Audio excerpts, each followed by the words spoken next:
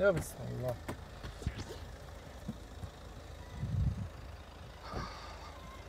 Туғандар, ассалаумалейкум. Жалпы катталуучулар, Нуркей YouTube каналынын көрүүчүлөрү, мандуу күнүңүздөр менен. Саламатсыздарбы? Урматтуу биздин катталуучулар, колдоочулар, өзгөчө авто сүйүүчүлөр. Бишкек шаарынан жалпыңыздарга салам айтабыз. Бул чыгарылышта сиздерге ушул Kia Carnival боюнча полный видео обзор тартабыз. Машиненин жылы, объему, бул жерде 9 места билесиздер. Анан кече базарда да көрүп калганбыз, 11 месталуу карнивалдар дагы бар. Деги эле ушул машина боюнча, комплектация боюнча полный обзор тартабыз. Анан ушул машинелер учурда актуальный болуп атат. Кореядан аябай көп кирип атат. Кореядан кандай жолдор менен алдырса болот. Буюрса экран артында Сезбек байке турат. Байкебизден жакшылап бар жогуну ачыктап, сиздерге акча жагын эсептеп, Кореядан канча калса болот, Кореядан Владивостокко канча менен алып чыкса болот, андан бери кандай жолдор менен алып келип, растаможка кылып, деги эле ушул машиненин общий стоимости. Анан базардагы баалар боюнча салыштырып, эгерде заказ кылабыз десеңиздер, буюрса ушул Сезбек байкебиз ушундай Кореядан машинелерди салат экен. Кааласаңыздар ушул байкелерибиз аркылуу заказ кылып, алдырып айдасаңыздар дагы болот. Так, бул машиненин чыгарылган жылы 2017, 2017, кыймылдатыштын көлөмү 2.2 дизель. Автомат коробкада. Жүрүңүздөр, машина боюнча бир сыйра сиздерге көргөзүп коелу. Аябай чоң, узун, анан широкий машина көрүп атасыздар. Кара түстө, поворот повторительдер бар. Дөңгөлөктөрдүн размерлери 235 60, 18, өзүнүн штатный куюлма дискасы көрүп атасыздар. Бесключовый доступ бар экен. Арт жагы боюнча дагы. Бунун эки жагы тең механический эшиги.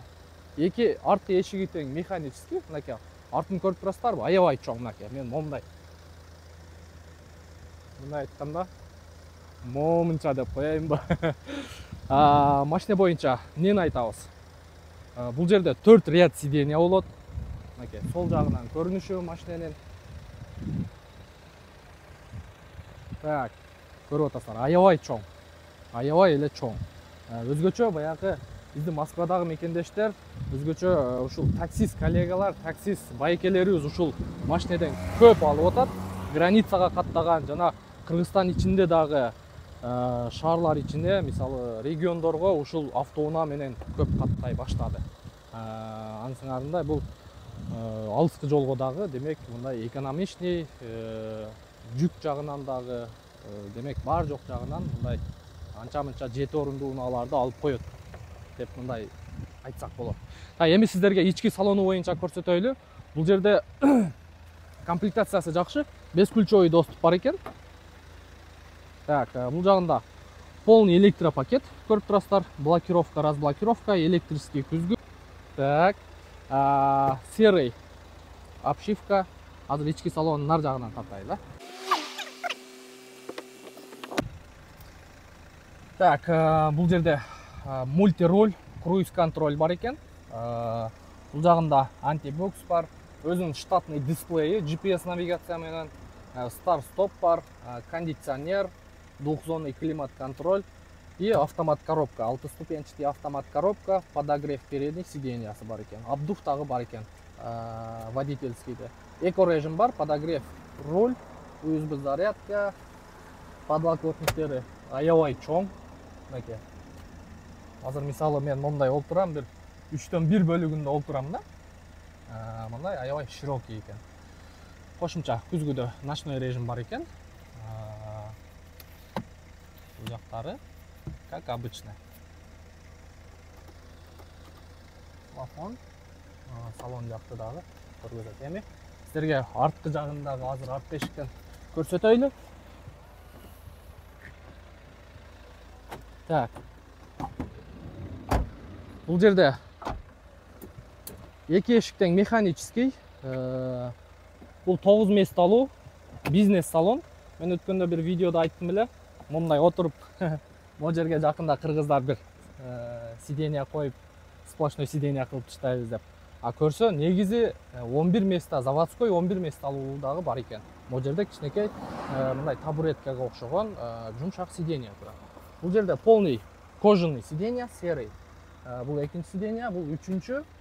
Үчүнчү сиденьега дагы азыр олтуруп көрөбүз. Мына азыр экинчи сиденьеде олтурам мен. Так. Мынакей. Бир 350. Эми мындай кыймылдаганга азыр эми артка дагы олтуруп көрөбүз. Менин боюм 1.84. 1.84 бойго кандай болуп калат? Yo бисмилла. Мынакей. Бул жагында дагы азыр, бул жагында 350 кылайын. Эки эле эле кылып коелу. Мына бул жагында арткы пассажир үчүн подстаканник, подлокотник ар бир сиденьяда. Подголовникти дагы чыгарып алабыз. Мынакей. Каласак бияктан бир аз жаткырып алабыз, тургузуп алабыз. Мынакей.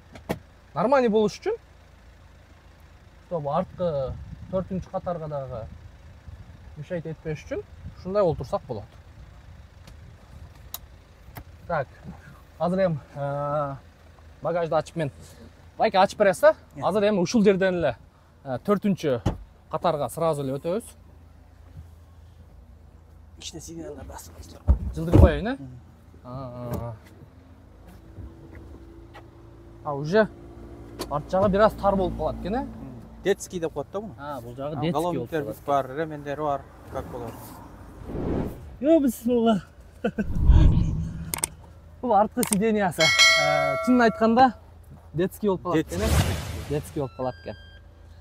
Жанагы бирок 11 месталуулар ортосунда сиденьясы барлардан эле караш керек экен. Сиздикин бирөөсү ошондой эле? Бул сплошный сиденье. Сплошной сиденье. Анан Кудай буюрса ага да обзор кылабыз. анын дагы буюрса обзор кылабыз. Ортоңку сиденьясы сплошной туугандар. Бизде баягы эстималар бар го. Бизнес салон, анан сплошной сиденье. Кудум ошондой эле бөлүнөт экен. Мен кече көрдүм. Буюрса ошол видеону же алдын көргөнсүздөр, же кийин көргөнсүздөр. Байкебиз ошо авторнекте тартылган видео. Демек, мына жагына олтурган бир аз эле кыйын болуп калат экен. Бир аз эмес, жакшы эле кыйын болуп калат. Биягыга негизи жаш балдар болсо, 3 бала кенен кесир жыргап кетет экен. Так, азыр эми мен сиздерге мынау азыр Сезбек байке менен тааныштырайын дагы. Буюрса бул байкебиз менен сүйлөшкөнчө машинени 1-2 круг айланайлычы. Машина боюнча мындай ощущенияны мындай айтайын сиздер менен бөлүшөйүн. Негизи эле мотор жагы кандай, ходовой жагы кандай, ошол боюнча дагы анан видеонун аягында сиздерге жеткиргенге аракет кылайын. Бисмилла.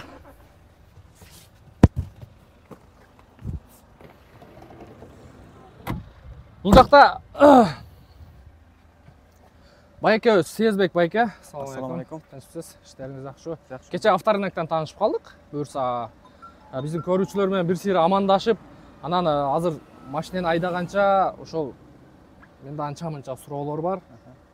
Ошого жооп берсеңиз, ушул өзүңүздүн мекендештер үчүн кызмат кылып атат экенсиздер. Ошол кызматыңыздар боюнча дагы кыскача айтып өтсөк, жүрүңүздөр.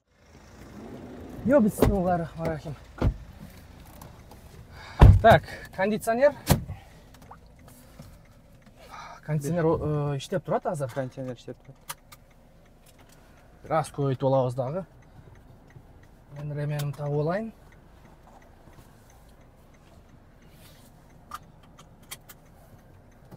Сез байке, канча ай болду ушул Кореяда машина алдырганыңызга? Мен өзү баштаганыма 1,5 жыл болуп калды. Эжем ошол жакта Кореяда жашайт. Бир тууган эжем. Эжеңиз, э? Анан ошол аркылуу бул жактан достор сурап калды, ушуна салдырып бербедиңби машина? Ама тааныш алса өзү арзаныраак эметип алып келип бербейсиңерби? Анан макул деп 1-2 адамга алып келип бердик. Биз өзүбүз корейский машинаны жактырчу эмеспиз. Японский машинага басым жасашчы да. Япошка деп. Ошо айтайын дегеним, биздикилер азыр комментарийге да жазып атат да, аябай жазып атат. Все равно япошкага жетпейт депчи. Но бирок эми корейский машинелерди эле уже биз колдонуп атабыз. Буга чейин айдагандар бар, айдап көрдүк. Мына учурда айдап атабыз. Эми мындай бир эле го деп ойлойм да. Анан макул деп алдырып бердик. 2 машина алып бердик. Ал вакытта Капиат аябай мода болуп аткан. Бул Капиатын алдырып бердик да, анан мен айдап көрдүм. Менин атымда салышты да алар. Загран паспорту жок экен, менин атымда салышты. Анан мен айдап көрдүм. Негедир жакты да. Мен андан мурун Камри 70-чи кузовду айдагам Япошка. Өзүм Япошка неме Япошка кызыгып жүрчүм да. Айдап көрүп, анан шумовой железясыны Анан эконом жагын карасак газ болчу да аябай эле кандай айтсам бир 70% эконом экен. Аны айдап көрдүм, 1-2 айдап көрдүм, бергим келбей калды. Анан тиги балага айттым, сатасыңбы десем, жок. Атам 50 жашына келет, макулдук ага. Бердим дагы бир аз кайра алдырдым, 2 копият алдырдым. 2 копият алдырдым. Уже ал машина келатканда эле уже клиенттер чыгып баштады да. Өзүңүздүн тааныштар эле, ушундай. Ошо бирөөнү таможняга келип түшкөндөн эле кечинде алып кетишти балдар. Баягы эме экен да. Бир адам айтса, ушул жаман десе бардыгы эле жаман дей берет экен. Айдап көрүш керек экен биринчичи. Айдап көрүп туруп анан айтыш керек экен да. Анан мен айттым ушундай деп. Кайра эле бир жумага жеткен жок, экинчи машинама клиент чыгып, экинчисин саттым. Анан кийин бир дос бала айтып калды, менде жарым акчам эле болуп атат, алдырып бер, келгиче калганын төлөйм деп. Ал таксист болгочу шаарда. Анан ага алдырып бердим, машинасын сатты, сразу айттым, бир 2 ай ушундай болот, күтөсү. Дедим, ал убакта 3 айда келчи. Макулдуп ал машинасын сатып акчасын бердим ага, ушинтип салдырдык. Азыр ошол дос баланын коллега да, бир 70% корейский машина тешет, газ менен. Только газ. Айттым, секрет болбосо айт канча табасың десем. Эртеменки сааттан кечки саат 8ге чейин иштейм дейт. 4000 таза алып келем дейт үйгө. Үйгө, Ошо бир күндө канча сомдук газ иштетет экен? Бир 500 сомдук? Жок. Ошондо бир күн кечке иштегенде былтыр газ арзаныраак болчу. 400 сом тегерегинде газ иштетем дейт. 400 сом. Анткени булар таксисттер экономдо, бул корейский машиналарды көрдүңөр да. Эконом менен айдашат шаардын ичинде. Анан ошон үчүн көбүрөөк акча табышат экен да. Ал быйыл экинисине через банк кылып 2 санат алдырып берди дагычы. Анан дагы бир тайкен баласы японча сатат да. Японский машиналарды, камераларды. Анан өткөндө сүйлөшүп отурсам айтат, японский машина жамандагандай болбош керек. Көпчүлүгү, клиенттин көпчүлүгү корейский машинага өтүп кетти дейт. Анткени биринчиден баасы арзан болуп атат, экинчиден эконом болуп атат дейт. Эконом. Мисалы үчүн биз Владивостоктон айдап келгенде бир полный бак 800 километрге жетип атты. Бир полный бак, ошо канча менен толуп? Ошондо 1200 рубльге полный бак болот экен Россиядан газ. Биз дизель 4800га полный бак кылабыз, 700 километр жүрөбүз. Почти 3 эсе? 3 эсе. Ошондой арзан жактары болот экен да. Бул анткени баягы адам деле ошо өзүнүн характерине жараша чыгарат окшойт деп койдум машинаны. Анткени корейцтерде көп иштешет да. Анан экономдоп акчаны жок кылышат, биздикидей болбойчу. Чача бербейт мында. Той деп. Мен 2004-жылы Кореяга иштеп келгем, ошондо заводдун директорунун баласы үйлөнүп калып, бизди ошо свадьбана чакырып калды да. Ошондо чакырып калганда айтты, биз чылап бир күн кечке той болбойт экен, 2 эле саат болот экен кафедечи. Анан уча тартмай, тиги тартмай деген жок болот экен, ошо столго жайнатып коет экен. Сен ал дегенде киши жок экен, же дегенде киши 2 саат убакыт берет экен, каалашынча же болот экенсиң. Бул жанынан. Сезбек байке, эми ишке өтсөк. Буюрса алдырып атпыз машиналарды. Эгерде заказ берип алдырабыз деген биринчиден биздин мекендештер, биздин көрүүчүлөр үчүн ким гарантия берет деген ушул маселе турат да. Туура, бул жагы туура. Азыр баягы көп эң мындай баягы эме ойлондурган нерсе ушул да биздики. Гарантия ошо. Эң туура нерсе да азыр көпчүлүк эле тааныбаган кишиге берип акчамды алдатып ийем деген эмеде болуш керек да. Анан гарантия деп атпайбы, гарантияны бир Алладан башка эч ким бере албайт. Биринчиден. Экинчиден таанып билиштерге берип атышат да. Мисалы үчүн биз алып келебиз машинаны. Перекупщиктер алып сатарлар да. Ошолор алышат, кайра үстүнө 1,5-2 миң доллар, 3 миң долларга чейин коюшту. Машинанын состояниесине жараша да. Ошол. Анан гарантия бул Алладан болот. Биз биринчи машинаны көрсөтөбүз. Обзор кылып. Момдай, базы момча, биздин кызмат момча депчи. Жана кече айтып кеттим ошо. Мисалы үчүн айтты деле биз жакта алып сатар кишилер бар да, алып бул жерде мисалы үчүн Бишкектен туруп Баткенде чыгып калышы мүмкүн машиначы. Мисалы Кореяда, Кореяда. Баткенде алыстыкта. Алыстыкта да. Анан барып, аны хозяинден учеттон чыгаргандан кийин ал номер алынат, ал номеру жок, кореянчаны айдаган болбойт. Эвакуаторго жүктөйсүң да. Ошол кызматтар болот. Эми Бишкектин өзүнөн эле чыгып кала турган болсо, мисалы үчүн $200 услугабызчы. Алып келип портко салып коюш. Бир эгер ошол сиздер турган Турган шаардан жерден. чыгып калса. Башка шаардан болсо анда биздикиндей эле эвакуаторлор километрин алат да. Ошол жагы. Сезбек байке, кече мен ошол жогоруда айтып өткөндөй машина базардан таанышып калдык. Өзү ошол 1,5 жылдан бери ушул сферада иштеп атат экен. Эгерде заказ кылабыз десеңиздер, биринчиден коопсуздук жагыга, өзүңүздөр менен баягы кепилдик жагыга байкебиздин өзү менен жолугасыздар. Бишкекте кайсы жерде турасыз? Бишкекте Манас Баканбаевда. Манас Баканбаева. Кааласаңыздар үйүнө келип, үйүнөн чай пай ичип ошол жерден сүйлөшсөңүздөр болот. Анан дагы кандай? Эң негизгиси эле ушул. Баарыбыз эле ушинтип эле заказ кылып атабыз. Негизи мындай ушул заказ кылып алдыргандардан сурасаңыздар, анча-мынчалары телефондон эле сүйлөшүп, вообще ким менен мындай лицосун көрбөптүр да, кандай балдар экенин. Ошентип эле алдырып атыптыр. Бул жак эми ушундай, туугандар, түшүнөсүздөр. Анан буюрса бул жактын кызматын деле айтты. Эгерде ошол бияктын эжеси жашаган шаардан чыгып кала турган болсо, анда ошол $200 экен. Анан чет жактан болуп калса, буюрса ошол $600 тегерек экен. Ал жагы келишим бар экен. Анан айта кетишим нерсе да, эгерде контейнер менен алдырабыз десе, контейнер менен пробеги азыраак келет. Анан кандай салымыз ошондой. Бирок 3 айдан 6 айга чейин кечигип келип атат контейнер. Контейнер. Жок, бизге адан эртерээк керектерден Владивостокко салабыз, паром менен, через паром. Владивостоктон эми грубый айтканда 15 күн деп коелучу. Айтты документ күтүп отурасыз. Жанагы газ болсо, жолдон жанагы газ жүктөйсүң машинаны. Ошондой кыйынчылыктары бар да. Мен мындай сунуштап өтөт элем да, байка. Через Владивосток эле азыр оңойго дейм. Себеби көп күтпөйсүздөр. Биздин бир тааныштар азыр через Кытай заказ кылган. Уже 4-ай кетип атат. Келе элек до сих пор жок. Бизде 2 контейнер бар, Кытайда турат. Мына 6-ай, июнь менен 6-ай. Көрдүңүзбү ушундай? 8-январда салынган контейнер мына келе элек. Баягы квота азайтып койду го Кытайда. Азайтып койду. Алар анткени биз вопрос жөнөттүк. Эмне үчүн 5 айдан бери кармап турасыңар десек, биз эң биринчи эрте бузулуучу продукцияны кетиребиз деди. Экинчи жанагы шоколад, макалад, сырьолорду кетиребиз дейт. Машина эч убакта бузулбайт, машина өчүрөт келсин деп коюшту да. Ошондой экен да. Эң жакшысы мен деле совет берген Владивосток. Эгерде Владивостокко заказ берип, жок, биз өзүбүз эле Владивостоктон бери айдап келе алабыз, өзүбүз айдап келебиз десе, анда 115 000 рубль скидка кылабыз. Анткени биз ошо расходторду балдарга төлөп беребиз, ошо 115 000 рубль менен төлөп беребиз. Алар ошолор барып машинаны айдап келген акызы, жеп ичкен, гостиницасы ошолордун ичинде болот да. Ошону чыгарып беребиз. 115 000 анда кем беришет да. Өзүбүз айдап келе алабыз десе. Жок, бизге айдатып келгиле дейт турган болсо, анда ошондой. Эгер жок, биз айдатпайбыз, тралга жүктөтөбүз десе, Владивостоктон бул жака $2600 алып атат, трал, Кыргызстанга. Трал 20 күндө келип атат да. Алар жайыраак келишет экен 20 күндө. Ошон үчүн баа жакшы айдап жүргөн балдар бар бизде деле.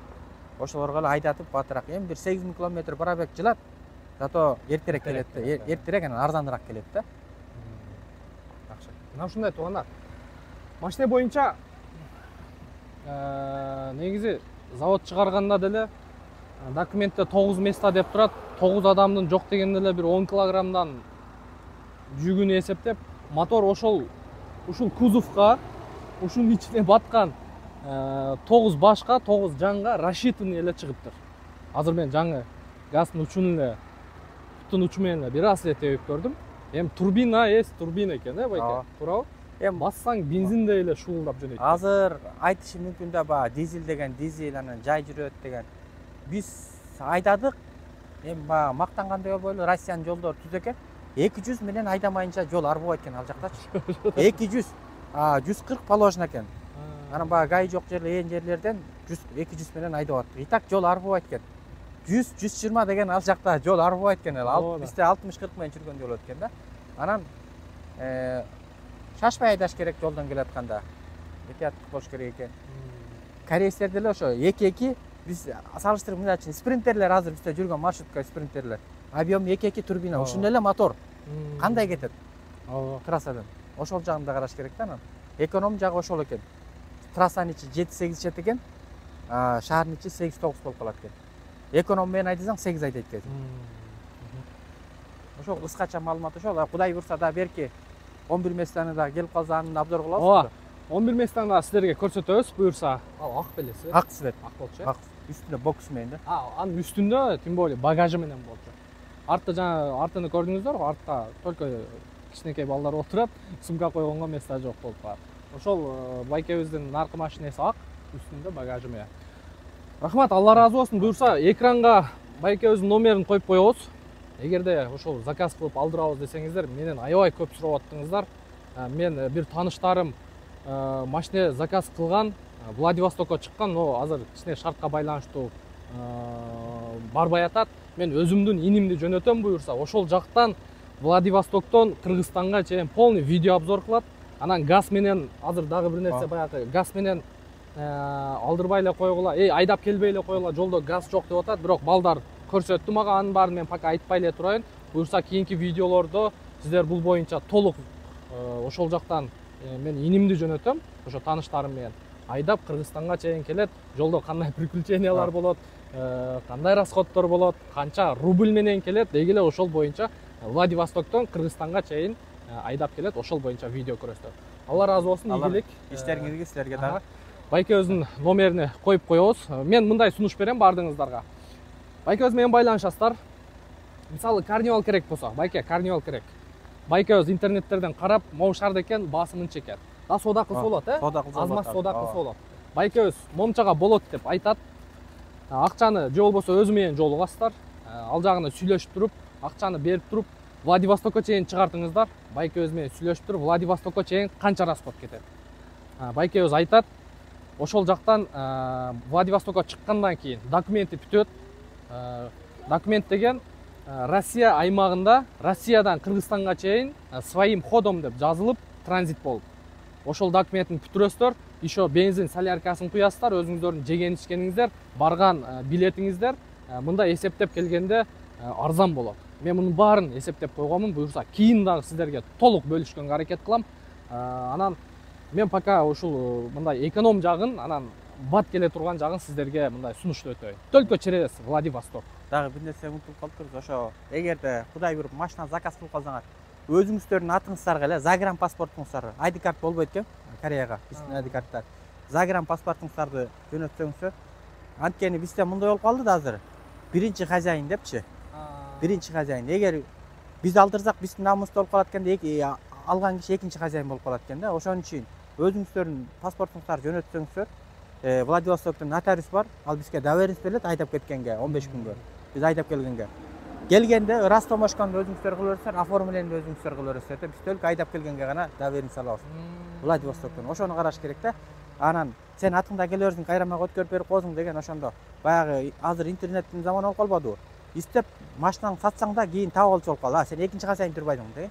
Ошол жагында караңыздар да. Загран паспортту обязательно копиясы керек да ал жакка.